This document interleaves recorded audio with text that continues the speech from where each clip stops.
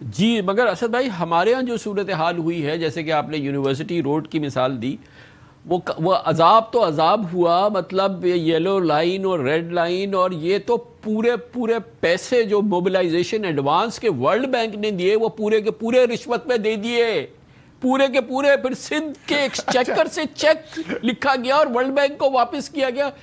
انتہا در انتہا. آپ کامران میں کیا اچھی چیز یاد دلائی. جس وقت ہم لوگوں کی حکومت آئی، ہم نے وہ کراچی پیکج بنایا، میں اس کو لیڈ کر رہا تھا، تو میں نے اس کو ہر ہفتے میٹنگ شروع کی، گرین لائن کے اوپر کام تیزی سے شروع کرایا. رکا ہوا منصوبہ تھا، صرف انفراسٹرکچر کچھ بنا ہوا تھا، باقی کچھ بھی نہیں تھا. تو جب ہم نے بہت زیادہ تیزی سے کام کرنا شروع ہوا تو ایک سندھ حکومت کے وزیر نے پریس کانفرنس کی. انہوں نے کہا ہم ریڈ لائن جو ہے وہ گرین لائن سے پہلے چلا کے دکھائیں گے. 5 سال سے زیادہ ہو گئے گرین لائن کو چلتے ہوئے، ریڈ لائن کو لوگ ڈھونڈ رہے ہیں کدھر ہے. صحیح ہے. تو یہ ہمارے یہاں جو ہے یہ ہمارا نا اسد بھائی، جو ہمارا جمہوریت ہے، جس کو جمہوریت ہم کہہ رہے ہیں، یہ ہمارا وہ نظام ہے نا، اس نے اس بات کو ناممکن بنا دیا کہ اختیارات کی نچلی سطح تک منتقلی ہو. یہ اس کا سب سے بڑا جو بالکل ایسا ہی ہے، اس کا زہر جو ہے وہ ہمارا نظام ہے. بالکل صحیح بات ہے کامران بھائی.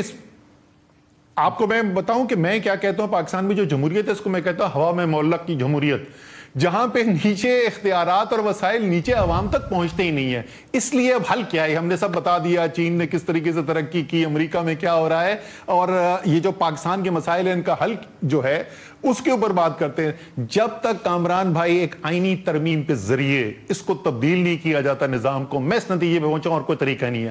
آپ جتنے مرضی پروگرام کر لیں، جتنی منتیں کر لیں صوبائی حکومتوں کی، جب تک اختیارات ان کے پاس ہیں کبھی بھی وہ مقامی حکومت کا ایک مضبوط نظام نہیں بننے جائیں گے.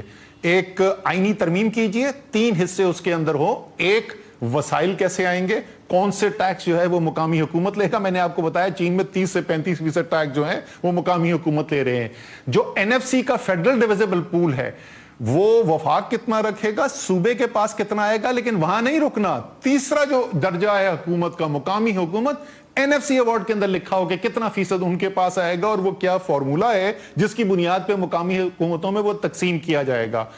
دوسرا حصہ اس کا آپ نے یہ کرنا ہے، وہ کون سے اختیارات ہیں. آئین کے اندر شیڈیول چاہیے کون سے اختیارات ہیں. یہ نہ ہو کہ جس دن سندھ حکومت چاہے تو وہ بلڈنگ کنٹرول بھی اپنے کنٹرول میں لے لے، کراچی سے اٹھا کے وہ پروونس کے اوپر لے جائے، اور اسی طریقے سے ایک ادارے کے بعد دوسرے کے بعد تیسرا جو ہے پروونشلائز کرتی جائے. آئین کے اندر لکھا ہو کون سے اختیارات ہیں. آخری چیز جو ہے وہ ٹینر کی پروٹیکشن ہے. حکومت جب وفاق کی ہوتی ہے، قومی اسمبلی کو صرف تحلیل کرنے کا وقت سے پہلے ایک شخص کے پاس اختیار ہوتا ہے، وہ وزیر اعظم ہے، کیونکہ وہ لیڈر آف دا ہاؤس ہے اس قومی اسمبلی کا. اسی طریقے سے صوبے میں صوبائی وزیر اعلیٰ کے پاس یہ اختیار ہے.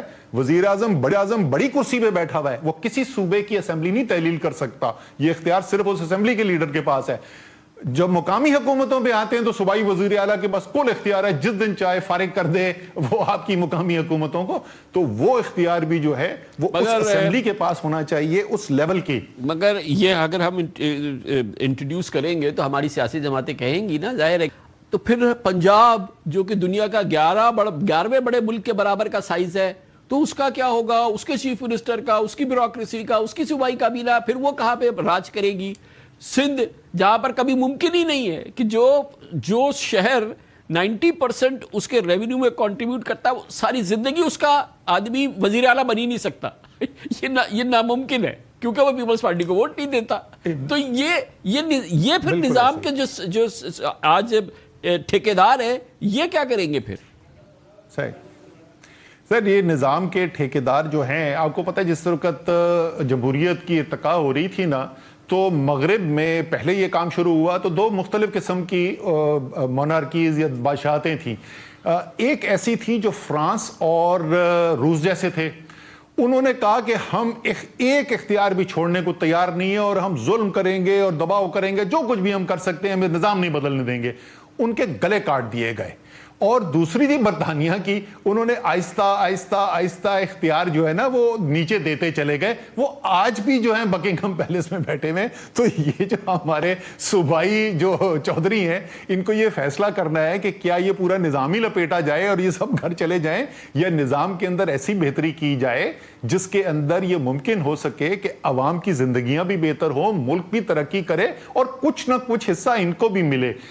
ایک آخری چیز کا سیاسی پہلو پاکستان میں اگر میں بولوں نا آپ کو کامران بھائی، جو آپ نے بات کی کہ وزیر اعلیٰ نہیں بن سکتا، یہ صرف یہاں کا مسئلہ نہیں ہے۔ دیکھیں پاکستان میں ہوتا یہ ہے کہ جس وقت کوئی بھی حکومت آتی ہے نا تو زیادہ تر جماعتیں جو ہیں وہ سسٹم سے باہر ہو جاتی ہیں اور کچھ دنوں کے بعد ایک اتحاد بنتا ہے، اس کا کبھی نام پی ڈی ایم ہوتا ہے، کبھی اے پی ڈی ایم ہوتا ہے، کبھی تحریک تحفظ آئین ہوتا ہے، اور وہ حکومت کے خلاف پہ تحریک چلاتے۔ اگر یہ آپ نظام لے آئیں تو آپ کو شاید نظر آئے کہ پیشین کے اندر محمود اچکزئی صاحب کی پارٹی کی حکومت آ گئی، آپ کو نظر آئے کہ ٹانک میں اور ڈی آئی خان کے اندر اور بنو کے اندر جے یو آئی کے پاس حکومت ہے، چارسدہ اور مردان کے اندر اے این پی کی حکومت ہے۔ یعنی بہت زیادہ پارٹیز کو اس نظام کے اندر کچھ نہ کچھ اختیار مل جائے گا تو شاید یہ نظام بھی زیادہ سمودلی چلے اور یہ ہر دفعہ جو ہچکولے کھاتا ہے اس کے اندر بھی شاید بہتری آ سکے۔ آپ کے تصور میں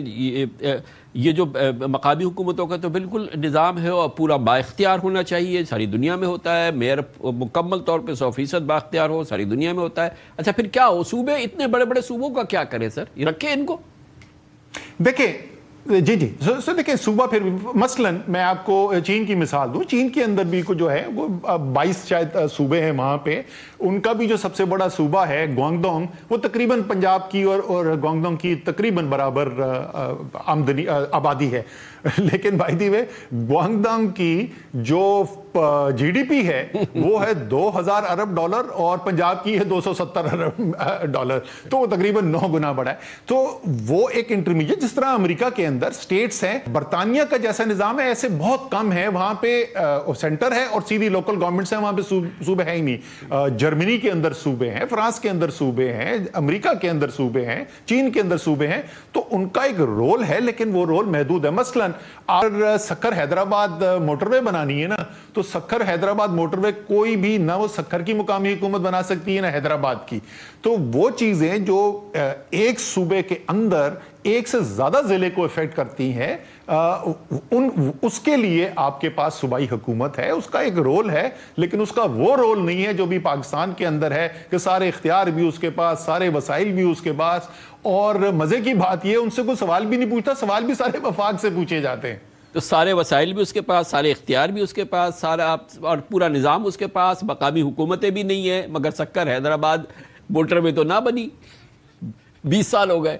سکر حیدرآباد نہ سکر حیدرآباد موٹر وے بنی، K4 کا پانی کا منصوبہ جو ہے وہ 25 سال سے چل رہا ہے، وہ نہیں بنا۔ ریڈ لائن کی ہم نے بات کی، اور یہ صرف کراچی کا مسئلہ نہیں ہے، آپ شکارپور میں چلے جائیں، آپ گھوٹکی چلے جائیں، آپ سندھ کے کسی بھی حصے میں چلے جائیں، آپ پورے جنوبی خیبر پختونخوا کے اندر آپ دیکھ لیں ضلعوں کو اور ان کا مقابلہ کر لیں، پشاور ویلی کی جو ضلع، زمین آسمان کا فرق نظر آئے گا۔ اسی طریقے سے جنوبی پنجاب کے جو اضلاع ہیں ان کو اگر آپ دیکھیں گے اور آپ لاہور کو دیکھیں گے تو زمین آسمان کا فرق نظر آئے گا۔ تو یہ سارے پاکستان کے اندر مسئلہ ہے، اس لیے جب تک مقامی حکومت کے نظام کو با اختیار نہیں کرتے تو صرف کراچی نہیں، سارے پاکستان کے اندر یہ تباہی ہوتی رہے گی۔ اور ظاہر ہے کراچی خاص ہے، سب سے بڑا شہر ہے، سب سے زیادہ ریونیو دینے والا شہر ہے، اور میرا ماننا یہ ہے کراچی کو ذرا با اختیار تو کر کے دیکھیں نا، پورے ملک کی معیشت اگر آپ نہ اٹھا دی تو میرا نام بدل دے۔ 100%۔ بہت بہت شکریہ جناب اسد عمر ہمارے ساتھ موجود تھے۔